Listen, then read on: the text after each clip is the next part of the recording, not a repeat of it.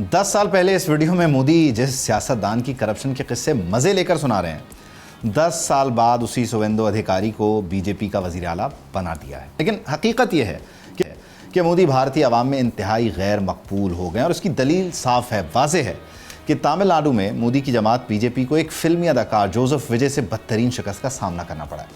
ये कामयाबी इसलिए भी गैर मामूली है क्योंकि विजय ने अपनी सियासी जमात फरवरी 2024 में कायम की और पहले ही इलेक्शन में 234 में से 108 नशिस्तें जीतकर हिंदुत्व के नज़रिए की धज्जियां उड़ा दी। लेकिन मगरबी बंगाल में मोदी ने धौंस धांधली और इंतहा पसंदी से इक़्तिदार पर कब्जा किया है।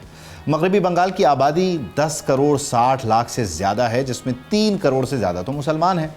लेकिन मोदी सरकार ने ठीक इलेक्शन से पहले 1 करोड़ के करीब वोटर लिस्टों से नाम खारिज कर दिए, जिनमें अक्सरियत मुसलमानों और दूसरी अक़लियतों की थी।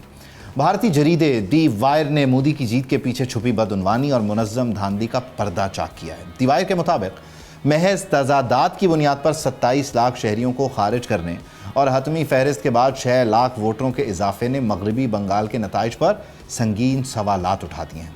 मोदी के इंतहा पसंद नज़रियात ने मणिपुर से लेकर बंगाल तक अक़लियतों पर भारतीय ज़मीन तंग कर रखी है।